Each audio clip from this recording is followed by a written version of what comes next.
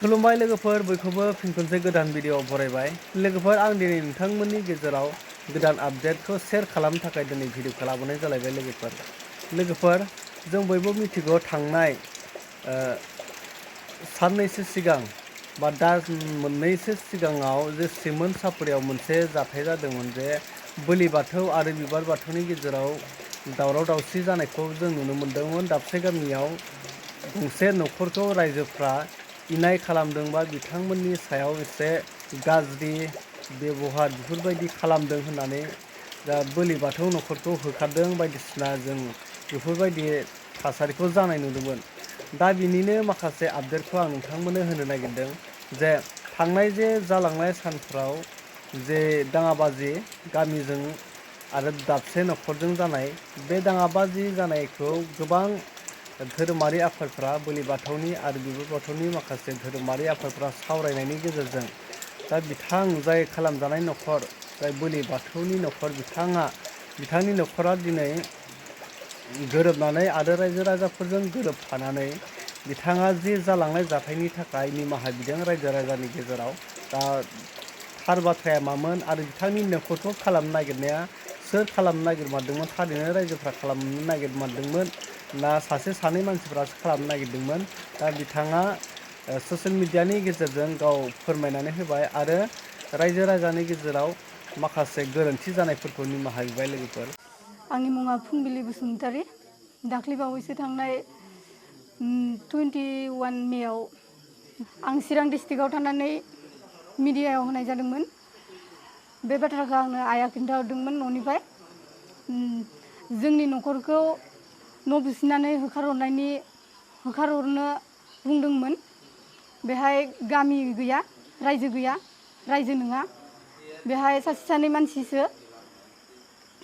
सानै मानसिसो बुंदों। दायनाव जा बिदिनो न' बुसिना होखारहरगोन होननायखौ सानैसो मानसियासो बुंदों। नाथाय बेहाय आं रायजो बुंनाय जादोंमोन, रायजोआ नङा।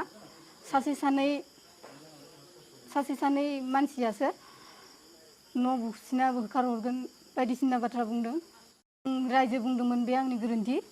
बिनिखायनो आं रायजोनिसिम निमाहा बिबाय आरो आं जोंनि सिमेन्ट सापरि सानजारि नोगोरनि आफादफोरनिसिमबो निमाहा बिबाय। आं दाख्लै जा माबाफोर गोरोन्थि बुंफ्लांदोंबा आं निमाहा बिबाय जासो बुंदों। नाथाय बेहाय आं रायजो बुंनाय जादोंमोन, रायजोआ नङा। सासे सानै मानसियासो न' बुसिना होखारहरगोन बायदिसिना बाथ्रा बुंदों। रायजो बुंदोंमोन, बे आंनि गोरोन्थि। बिनिखायनो आं रायजोनिसिम निमाहा बिबाय आरो आं जोंनि सिमेन्ट सापरि सानजारि नोगोरनि आफादफोरनिसिमबो निमाहा बिबाय। आं दाख्लै जा माबाफोर गोरोन्थि बुंफ्लांदोंबा आं निमाहा बिबाय। जोबोद मोजां, बेफोरबायदिनो जों बर' हारिनि गेजेराव गोरोबलायनानै थानांगौ।